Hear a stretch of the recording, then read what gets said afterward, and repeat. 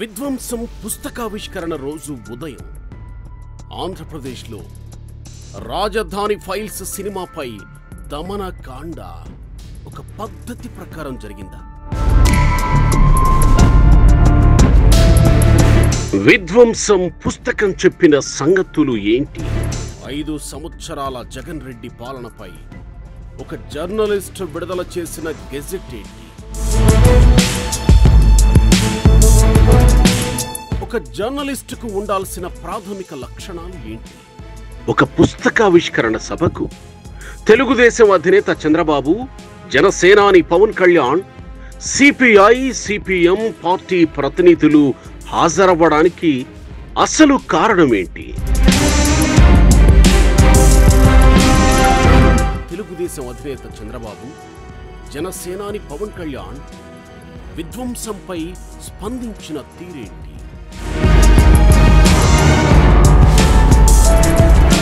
Journalist Alapati Suresh Kumar భయపడ్డారా?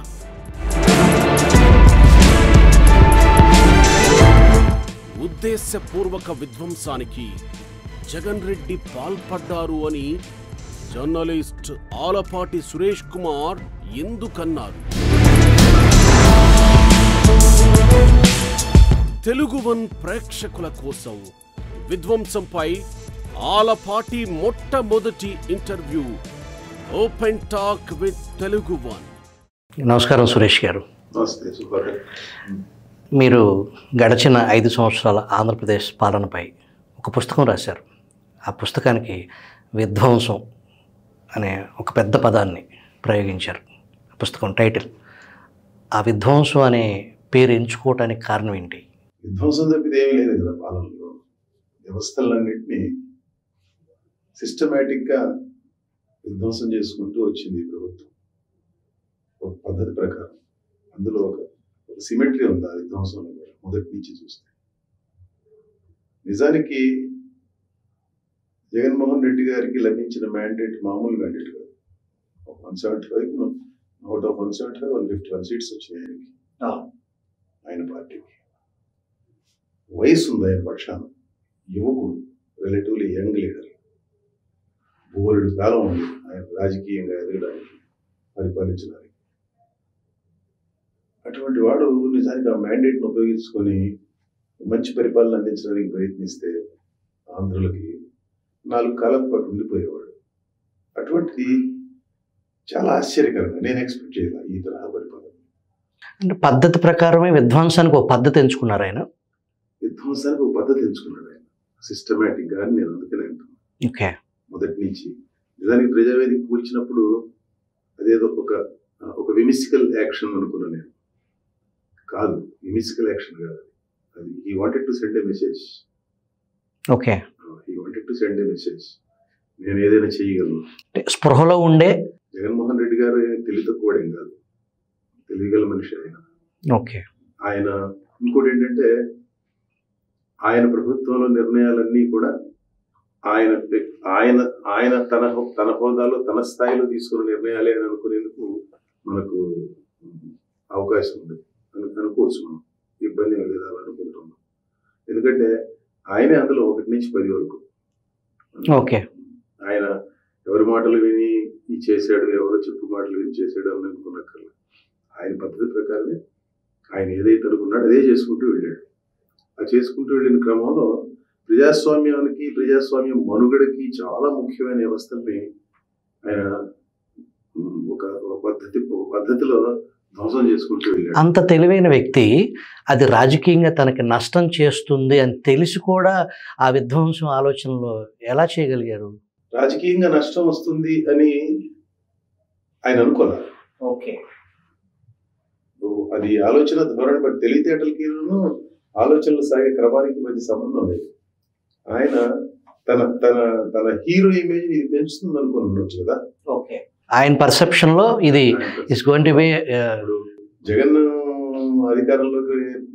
Jagan అధికారంలోకి propel చేసిన విషయాలు, ఆయన కాంగ్రెస్ ఎదిరించాడు, అత్యంత శక్తివంతమైన సోనియా గాంధీని ధిక్కరించాడు అనేది ఆయన ఇమేజ్ బిల్డింగ్ కి తోడ్పడింది. అదే పద్ధతిలో ఈ వ్యవస్థలను యుద్ధం చేస్తే మగాడరా గుంజినేది సినిమాలో డైలాగ్ ఉంది. ఆ పద్ధతిలో జగన్ చాలా గొప్పవాడు, ఎటువంటి నిర్ణయాలు తీసుకోగలడు, ఆయన కాబట్టి ప్రత్యర్థులకి పీచం అడుస్తున్నాడు, ఎవరు చూపిస్తున్నాడు అని జనం అనుకుంటారని ఆయన అనుకుని ఉండొచ్చు. ఓకే, సో ఆ హీరోయిటిక్ వ్యవహారం చేసే ప్రతి ఆలోచనని ఆ రకమైన అది హీరోయిజం అని ఆయన అనుకుని ఉండొచ్చు కదా. రెండవది ఇంకొక పాయింట్ కూడా ఉంది ఇక్కడ. అది ఒకటే కాకుండా తాను ఏవైతే ఈ ఉచితాలు సంక్షేమం పేరుతోటి ఏవైతే చెల్లింపులు, నగదు చెల్లింపులు, డైరెక్ట్ బెనిఫిషియరీ ట్రాన్స్ఫర్ DBT అనే పేరుతోటి చేస్తుందో ప్రభుత్వం, అవి తనకు పెట్టని కోట శ్రీరామ రక్ష అని అనుకున్నాడు ఆయన. అంతవరకు పక్క. సో ఏం చేసినా చెల్లుతుంది. ఈ పక్క నీకేం చేసినా సరే జనం నేరుగా బ్యాంక్ ఖాతాల్లోకి వెళ్ళిపడే డబ్బు నన్ను కాపాడుద్ది, నా అధికారాన్ని కాపాడుద్ది అనుకున్నాడు ఆయన. ఆ నొక్కే బట్టనే తనకి శ్రీరామ రక్ష అని ఆయనే చెప్తున్నాడు కదా. నేను ఇన్నిసార్లు బటన్ నొక్కానని చెప్పి ఆయనే చెప్తున్నాడు ముఖ్యమంత్రి గారు. నేను ఇంత డబ్బు మీకు ట్రాన్స్ఫర్ చేశానని ఆయనే చెప్తున్నాడు. మీకు మంచి జరిగిందంటే నాకు ఓటేయండి, నేను మీ బిడ్డని అని ఆయనే చెప్పుకుంటున్నాడు. అది కాకుండా ఆయన పార్టీ తరఫున అందరూ వెళ్ళి ఈ గడప గడప కార్యక్రమంలో, ఆ కార్యక్రమంలో, ఈ కార్యక్రమంలో వెళ్ళి ఎవరెవరికి ఎంత లబ్ధి అనేది కాగితం మీద ప్రింట్ చేసి మరీ ఇస్తున్నారు. ఇచ్చారు. అదంతా ఏమిటి, నేను మీకు ఇంత డబ్బు ఇచ్చాను కాబట్టి మీరు నాకు రుణపడి ఉండాలి. ఈ సంక్షేమం ప్రజల హక్కు అని ప్రజలు భావిస్తున్నారని ప్రభుత్వానికి, జగన్మోహన్ రెడ్డి యంత్రాంగానికి తెలియదంటారా? ఇప్పుడు అది ఆ ఇచ్చే డబ్బులు ఎవరిచ్చినా, ఏ ప్రభుత్వాలు ఇచ్చినా వాళ్ళ జేబులో డబ్బులు కాదు కదా, అప్పు తీసుకొచ్చిన పరిస్థితి.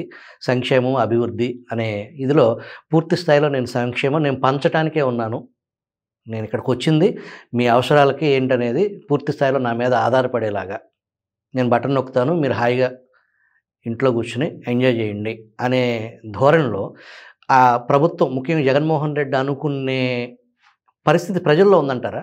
ప్రజలు అంత అమాయకులా? ప్రజల అంటే వాళ్ళ స్థాయిని, వాళ్ళ ఆలోచన, వాళ్ళ అవగాహన స్థాయిని మనం ఎప్పుడు తక్కువ అంచనా వేయకూడదు. అయితే అట్ ది సేమ్ టైం ఇంత డబ్బు ఇచ్చాడు కదా మనకి ఈ ముఖ్యమంత్రి గారు, ఈయన ఆలోచన చేసిన పథకాల ప్రకారం ఈ డబ్బు వస్తుంది. ఈ డబ్బు మనం తీసుకున్నందుకు గాను ఆయనకు ఓటేసినందుకు నష్టం ఉందో, ఒకసారి ఓటేద్దాంలే అని కొంతమంది తప్పనిసరిగా అనుకుంటారు. ఓకే, అందరూ అనుకోకపోవచ్చు. ఇప్పుడు జగన్మోహన్ రెడ్డి ఈ ఆల్మోస్ట్ 5 ఏళ్ళు కావస్తుంది కదా, ఈ పాలనలో ఆయన పోలీస్ వ్యవస్థని తన తాబేదారి వ్యవస్థగా మార్చుకున్నాడు. IAS ఆఫీసర్లు ఎవరు ఇది తప్పు, ఇది against rule position, we will not do it అని ఒక్కళ్ళు చెప్పడం. గతంలో ఈ అసోసియేషన్లు ఉన్నాయి కదా, IPS అసోసియేషన్, IAS అసోసియేషన్, ఈ పూర్తిగా నిర్వీర్యం అయిపోయి ఆ ఉద్యోగ సంఘాలు కానీ ఈ IASలు బ్యూరోక్రసీకి సంబంధించి ఎక్కడ సౌండ్ లేకుండా అలా ఉండడానికి కారణం ఏంటి? అంటే జగన్మోహన్ రెడ్డి ముఖ్యమంత్రి అయిన తర్వాత, ఆయన పనితీరు గమనించిన తర్వాత, మనం నోరు వెదకుంటుంటే మంచిదిలే అని అనుకునే వాళ్ళ సంఖ్య క్రమేపీ పెరుగుతూ పోయింది. అంటే భయమే ప్రధాన కారణమా? ఆయన వాళ్ళు ఇప్పుడు IAS IPSలు అంటే ఆల్ ఇండియా సర్వీస్ ఆఫీసర్లు కాన్ఫిడెన్షియల్ రిపోర్టులు రాసే పని తనకు తానే దఖలుపరుచుకున్నాడు ముఖ్యమంత్రి గారు. ఓకే, సో అది నిజానికి అది జరగదు, ఎక్కడ కాన్ఫరెన్స్లో ఉంది. ఓకే, తనకు తానే దఖలుపరుచుకున్నాడు ఆయన ఆ అధికారాన్ని.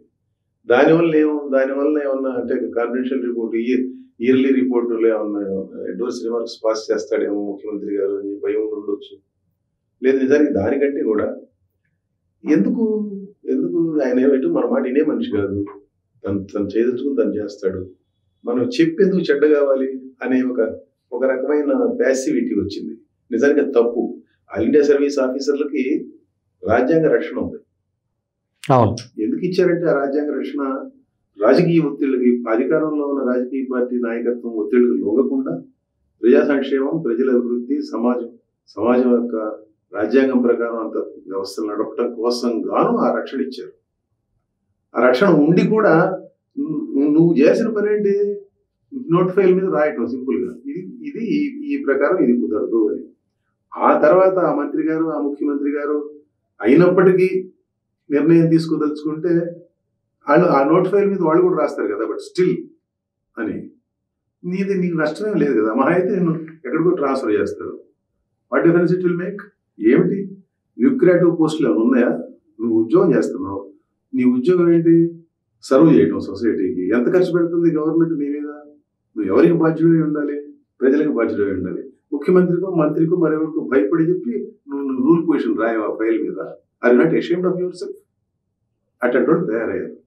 అది ఒక రకమైన నిర్లిప్తత, భయం. దానికి సంబంధించి మీరు చెప్పిన ఒక ఇది కొంతమంది అసలు పరిధి దాటి పాలేర్లు మాదిరి పూర్తి స్థాయిలో అసలు అది వర్ణించటానికి కూడా ఆ చదువుకి వాళ్ళ హక్కులు కూడా వాళ్ళు తెలుసుకోకుండా జస్ట్ బానిసల్లాగా. వాళ్ళ హక్కులు వాళ్ళకి తెలియకపోవడం కాదండి, ఇది ఏంటంటే గ్రీడ్, మనిషిలో ఉండే గ్రీడ్ అనమాట.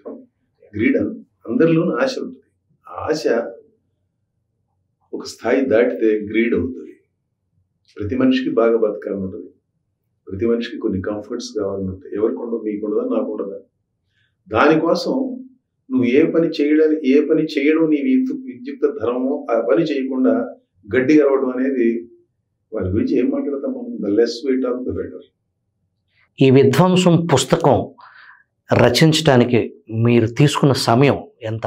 ఇది నేను పుస్తకం రాద్దాము అని అనుకున్న తరువాత కొంచెం వెనక్కి వెళ్ళి దాని మీద వర్క్ చేయాల్సి వచ్చింది. లైబ్రరీలో కూర్చొని అన్ని నోట్స్ ప్రిపేర్ చేసుకొని నాకు కావాల్సిన సమాచారం అంతా సేకరించడం, ఈ పని అంతా చేయడం కోసం సంవత్సరం పట్టింది నాకు. సంవత్సరం పాటు ఈ పుస్తకం మీద మీరు వర్క్ చేశారు. అది ఓన్లీ టు ప్రిపేర్ నోట్స్. నా మెటీరియల్ కలెక్షన్కి నోట్స్ ప్రిపేర్ చేసుకుంటే 1 year పట్టింది. రాత పార్ట్ మాత్రం 6 months పట్టింది. అంటే మొత్తం సంవత్సరంన్నర అనుకోండి. ప్రతిపక్ష పార్టీలు కూడా చేయలేని పనిని మీరు మొదలుపెట్టి దాన్ని పుస్తక రూపంలో పాఠకులకి అందించారు. భయం లేదా రాసే దశలో? భయం ఎందుకు? జగన్మోహన్ రెడ్డి గారు ఏం చేస్తాడు నన్ను? ఇప్పుడు ఏం చేస్తున్నారు అనేది ఈ రాష్ట్రంలో చూస్తూనే ఉన్నారు కదా జనరల్గా. ఓకే, కేసు పెడతారు లేదా అరెస్ట్ చేస్తారు. రాజ్యాంగం ఉంది, చట్టాలు ఉన్నాయి, చట్టాలని కాపాడే కోర్టులు ఉన్నాయి, రాజ్యాంగాన్ని కాపాడే కోర్టులు ఉన్నాయి. రూల్ ఆఫ్ లా అనేది ఒకటి ఉందండి ఈ దేశంలో. రూల్ ఆఫ్ లాని ఉల్లంఘిస్తున్నారు ప్రభుత్వాలను నడిపించే పాలకులు. ఆఖరికి ఎవరైతే ఆ చట్టానికి బద్దులు, ఆ చట్టాన్ని అమలు చేయాల్సిన ఉద్యోగం చేసే అధికారులు, పోలీస్ అధికారులు, ఇండియన్ అడ్మినిస్ట్రేటివ్ సర్వీస్ అధికారులు కూడా రూల్ ఆఫ్ లాని ఉల్లంఘిస్తున్న సందర్భాలు భారతదేశంలో చాలా ఉన్నాయి. నిజమే, కానీ ఆ రూల్ ఆఫ్ లా అనే దానికి మనం కట్టుబడి ఉంటే మనల్ని it will come to our rescue, మనల్ని రక్షిస్తుంది. నాకు ఆ నమ్మకం, ధైర్యం ఉన్నాయి. మరి భారతదేశంలో ప్రజాస్వామ్యం ఎవాల్వ్ కావాల్సినంత స్పీడ్గా ఎవాల్వ్ కావటం లేదు.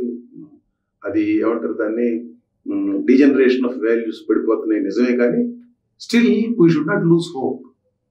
మన మీద కేసు పడుతుందని లేకపోతే మనల్ని అరెస్ట్ చేస్తారని భయపడి ఎవరు కూడా ఉన్న విషయం ఇది ఏ, ఇది బి, నా చెయ్యి నల్లగా ఉంది అని చెప్పడానికి జనం రెడీగా లేకపోతే ఎవరో ఒకరు చెప్పాలి కదా. నేను చెప్దాం అనుకున్నా, చెప్పడం ఓ జర్నలిస్ట్గా నా ధర్మం, నా బాధ్యత అనుకున్నా చెప్తాను. ఈ రాసే క్రమంలో మీరు మొదలుపెట్టిన తొలి రోజు మొదలుపెట్టిన దాన్ని సంవత్సరం పాటు దీనికి సంబంధించి ఆ పుస్తకం వచ్చే క్రమం మీకు మాత్రమే తెలుసు. అది ఎంత తీవ్రతతో వస్తుంది, ఎన్నెన్ని పరిణామాలు మీ దృష్టికి రావటం, మీరు ఆ రీసెర్చ్లో. ఇది ఒక రకంగా పుస్తకం కాదు, ఈ 5 సంవత్సరాల పాలన మీద ఒక డాక్యుమెంట్. అది ఖచ్చితంగా ముద్రించగలుగుతాను అని నమ్మారా మీరు? Yes, I never lost any hope. అయితే రాసుకునే క్రమంలో ఇది ఎప్పటికప్పుడు డైనమిక్ సిచ్యువేషన్స్ ఉన్నాయి కొన్ని విషయాల్లో. ఆ డైనమిక్ సిచ్యువేషన్స్ వాటిని ఎప్పటికప్పుడు అప్డేట్ చేసుకోవటం, వాటన్ని to keep abreast of things అనేది అది కొంచెం హెక్టిక్ అయింది నిజానికి. దాంతో కొంచెం లేట్ కూడా అయింది. నేను నిజానికి ఇంతకాలం పట్టుద్ది అనుకోవాలి. నేను అనుకున్న నా షెడ్యూల్ ప్రకారం అయితే ఈ పుస్తకాన్ని డిసెంబర్లోనే రిలీజ్ చేయాలి. బట్ ఈ కారణాల వలన కొంచెం లేట్ అయింది. విధ్వంసం పుస్తకానికి ముందు మాట లేకుండా పుస్తకం విడుదలైంది. దాంట్లో జనరల్గా ముందు మాట ఉంటుంది కదా, ఎందుకు అది మిస్ అయింది? నేను ముందు మాట రాయమని కొంతమంది, నేను ముందు మాట ఈ తరహా పుస్తకానికి ముందు మాట రాయగలిగే వాళ్ళు వీళ్ళకి అర్హతలు ఉన్నాయి, పెద్దలు కొంతమంది. వాళ్ళని నేను ఎప్పుడూ చేయాలి. అయితే ఎవరు కూడా అంత పెద్ద సుముఖత చూపల. ముందు మాట రాయడానికి. కారణం అందరూ అన్నీ చెప్పరు కానీ ఎందుకు వచ్చిన గోవాలనుకున్నారేమో చాలామంది. కొంతమందికి ఏమో ఈ తరహా అంటే ఈ తరహా రాజకీయాల మీద రిఫ్లెక్ట్ చేస్తున్న పుస్తకానికి మన ముందు మాట మనం ఎందుకు ఇవ్వడం అనుకుని ఉండొచ్చు. నేను ఎవరికి మోటివ్స్ అట్రిబ్యూట్ చేయను, బట్ ఎస్, ముందు మాట కోసం నేను ప్రయత్నించాను, విఫలమయ్యాను. పుస్తకాలకు సరైన ఆదరణ లేని ఈ దశలో ఒక పుస్తకానికి ప్రతిపక్ష నేత చంద్రబాబు నాయుడు, జనసేనాని పవన్ కళ్యాణ్ ఒకే వేదిక మీదకి వచ్చి మీ పుస్తకాన్ని ఆవిష్కరించడం అది ఒక పెద్ద చర్చనీయాంశమైంది ఉమ్మడి తెలుగు రాష్ట్రాల్లో. వాళ్ళిద్దరు రాకకు కారణం ఏంటి అసలు?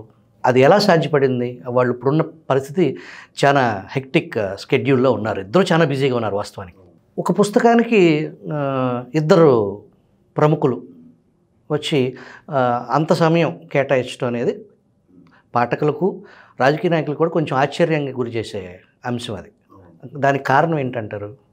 నేను నిజానికి ఈ బుక్ రిలీజ్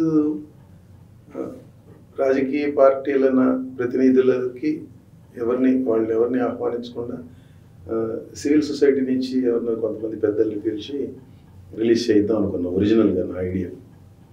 అయితే కొంతమంది మిత్రులు ఈ తరహా పుస్తకం తీసుకొస్తున్నావు, ఒక డాక్యుమెంట్ లాంటి పుస్తకాన్ని తీసుకొస్తున్నావు, కష్టపడుతున్నావు, అది ప్రజల్లోకి వెళ్ళాలంటే the taking of must be proper. ఆ రకమైన టేక్ ఆఫ్ కావాలంటే ఇది ఏ చంద్రబాబు నాయుడు, ఏ పవన్ కళ్యాణ్ అట్లాంటి నాయకులు అయితే బాగుంటుంది. నువ్వు ఏ జనం కోసం రాసి ఏ జనంలోకి దాన్ని తీసుకెళ్ళదలుచుకున్నావో అది ఎంతో కొంత వాళ్ళ వలన అది సాధ్యం అవుతుంది అని చెప్పి కొంతమంది మిత్రులు చెప్పారు, నన్ను కన్విన్స్ చేశారు. సరే ఇక అట్లాగే పిలుద్దాం అని అనుకున్నాక నాకేమొచ్చిందంటే idea, why not too? Chandrababu Naidu గారినో పవన్ కళ్యాణ్ గారినో ఒకళ్ళని ఎందుకు పిలవాలా, ఇద్దరిని పిలిస్తే బాగుంటుంది కదా అని ఆలోచన వచ్చింది. వచ్చి నేను వాళ్ళని సంప్రదించాను. చంద్రబాబు నాయుడు గారు, ఆయన నిజానికి ఇవాళ తీరిగ్గా ఉన్న రాజకీయ నాయకులు ఎవరు లేరు కదా, రేపు మాపు ఎన్నికలు ఉన్నాయి, వాళ్ళు చాలా విపరీతమైన బిజీగా ఉన్నారు. అయితే నేను వాళ్ళకి పుస్తకం కాపీలు అందజేసా ఇద్దరు నాయకులకి.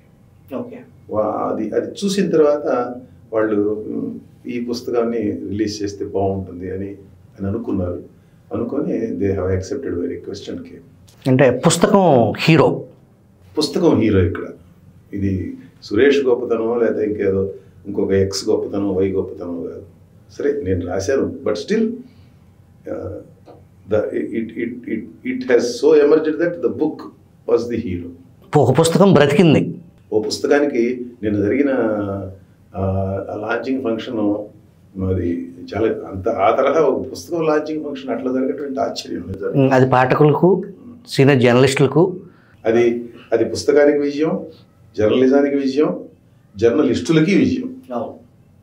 ఖచ్చితంగా నాది కాదు, ఈ 3 కేటగిరీలకి విజయం. అది ఆ పుస్తకాన్ని మీరు విధ్వంసం పుస్తకాన్ని అమరావతి మహిళలకు, ఉద్యమకారులకు అంకితం ఇచ్చారు. ఆ నేపథ్యం ఏంటి? దాన్ని ఎందుకు ఎంచుకున్నారు వాళ్ళని? అమరావతి ఇష్యూ అది నిజానికి అది కూడా ఇప్పటికి కూడా నాకు అప్పుడప్పుడు ఆశ్చర్యం వేస్తూ ఉంటుంది. జగన్మోహన్ రెడ్డి గారు ఆ స్టాండ్ తీసుకోవడం, అమరావతిని పూర్తిగా పాడు పెడదాం అనుకున్న స్టాండ్ తీసుకోవడం, ఐ రియలీ డోంట్ అండర్స్టాండ్. ఆ తరహా పరిస్థితి దాన్ని కల్పించడం అనేది ఆయన సరే. అది కంటే ఏమిటంటే సరే ఆయనకు జగన్మోహన్ రెడ్డి ఆలోచన కూడా నిజాయితీతో కూడిన ఆలోచన అని అనుకుందాం కాసేపు. అట్లయితే ఆ రోడ్డెక్కి ఏమిటి మా భూములు ఏమిటి, మా పరిస్థితి ఏంటి, ఇదంతా ఏమిటి, ఈ గందరగోళం ఏమిటి అని రోడ్డెక్కిన అమరావతి రైతులతో మాట్లాడరా మీరు? యు ఆర్ ది గవర్నమెంట్, మీరే కదా. జనం ఎవరన్నా అజిటేషన్ చేస్తుంటే వెళ్ళి ఏంట్రా బాబు నీ బాధ ఏంట్రా అని అడగాల్సింది ఎవరు? మీరే కదా, ప్రభుత్వమే. మీ నిర్ణయం వల్ల వాళ్ళు రోడ్డు ఎక్కారు. మరి మీరు కాబట్టి ఎవరు మాట్లాడతారు వాళ్ళతోటి? టిల్ టుడే ఈ రోజు వరకు వాళ్ళతో మాట్లాడటానికి ప్రయత్నం జరగల ఈ ప్రభుత్వం వైపు నుంచి. అది మీకు ఇప్పటికీ ఆశ్చర్యాన్ని కలిగించే ఇప్పటికి కూడా ఆశ్చర్యం కలిగిస్తుంది. No elected government will behave that way. ఏంటది? నీ ప్రజలు వాళ్ళ రోడ్డు మీదకి వస్తే తంతావా, కొట్టిస్తావా పోలీసులతోటి, ముళ్ళకంచెలేసి వాళ్ళ మూమెంట్ని అడ్డుకుంటావా? ఏంటది? నేను అమరావతి మీద ఒక డాక్యుమెంటరీ తీశాను గతంలో చూసి నిజంగా ఐ వాజ్ మూవ్డ్. చాలా చాలా ఆవేదన కలిగింది, నాకు చాలా బాధ కలిగింది. వాళ్ళ మీద రకరకాల నిందలు వేశారు. వాళ్ళని ఈ రోజుకి కూడా వాళ్ళని ఏమంటారు, రైతులు కాదంటున్నారు ఈ రోజుకి. అది అన్యాయం. ఇది అన్యాయం కాదు, అన్యాయం అనే పదం సరిపోదు. అన్యాయం అనే పదం సరిపోదు. వాళ్ళు రైతులు కదా. ఎవరు రైతులు కాకపోతే? రైతులు కాకుండా 5 ఏళ్ళుగా ఉద్యమం చేస్తున్నారు వాళ్ళు. 5 ఏళ్ళుగా శిబిరం నడుస్తున్నాయా రాజధాని పల్లెటూళ్ళల్లో? ఎవరు వాళ్ళంతా? రైతులు కాకపోతే రైతులు కాదు, ఇంపోస్టర్స్ అని చెప్పి కేసులు పెట్టి జైల్లో వేయాలి.